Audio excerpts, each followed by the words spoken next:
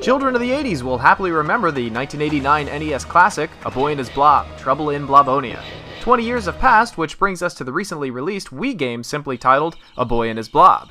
Is this title worth your nostalgia-driven dollars? Warm up those throwing arms and grab the jelly bellies. It's time to feed some blobs.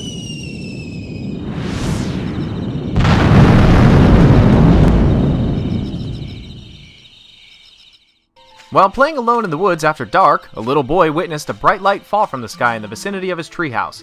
Naturally, the little boy rushed to the scene of the fracas to discover a hole in the ground and a pile of white anthropomorphic ooze. In atypical little boy fashion, he superhumanly withholds the urge to poke the blob with a stick.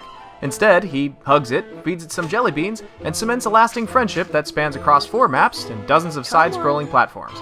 Together, the two adventure side by side to stop the forces of the black blobs that have started taking over the forest, and to free Blob's friends from the evil emperor of Blobonia. Less of a remake and more of a reimagining, A Boy and His Blob is about 25% platformer and 75% puzzle game. Players control the boy as they navigate each level through forests, caves, rivers, and more. The little boy's movement range is extremely limited with short vertical and lateral jumps and a slow run speed. One touch from an enemy blob can kill the boy, as will drops from moderate distances. It's also apparent the boy carries several bricks in his pocket because he sinks faster than snitches in mafia movies. Basically, if it's not solid ground, it's most likely going to kill the little boy. For all his extended travel and defense needs, the little boy looks to his blob. Armed with an infinite supply of various jelly beans, the boy and his blob can overcome any obstacle in their way. Depending on the color of the jelly bean, the blob can transform into a hole in the ground, a ladder, an anvil, a jack, a balloon, a trampoline, a zorb, a rocket, a cannon, a boppy ball, a parachute, and for those moments when you need to squeeze through some tight cracks, you can always turn the blob into an upright mech battle walker.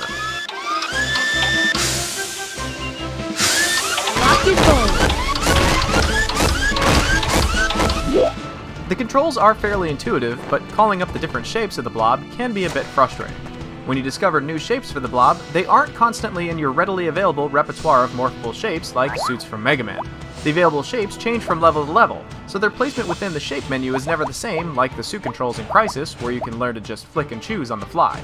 You'll be searching through the menu choices up until the very end of the game. Sometimes the blob falls too far behind and you'll spend a good deal of time calling for him to finally reappear on screen. It's not a constant nuisance, but it's definitely worthy to make note of. Ready? One! Hurry! This way!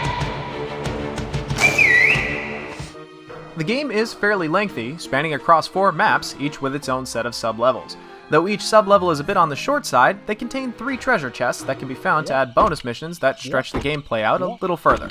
They also unlock new decorations for the boy's base of operations, making the interior of his pads a little sweeter.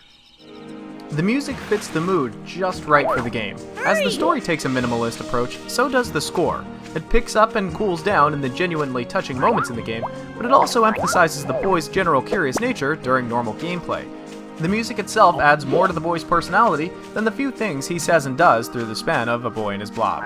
Hey!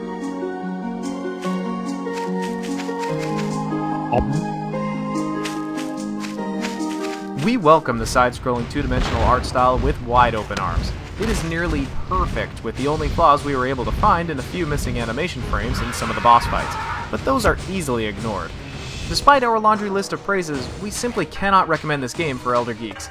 The reason, A Boy and His Blob is just a kid's game, through and through. The challenge level of the main story is simply too low for seasoned gamers. Some of the unlockable challenge maps and a few of the later bosses provide some great gaming, but it takes a lot of weeding through tons of incredibly simple levels to get there. A Boy and His Blob will make a great first platform game for new and young gamers. In fact, parents of young children need not fear what is in store in A Boy and His Blob, and we can wholeheartedly recommend this for your purchase. However, if you're looking through some nostalgic eyes and wanting to relive some happy young gamer memories, then look not to A Boy and His Blob, but elsewhere. We won't discourage you from spending this in your Wii for a weekend rental. The only thing you'll find here is one of the most beautiful and intricate children's games we've ever played.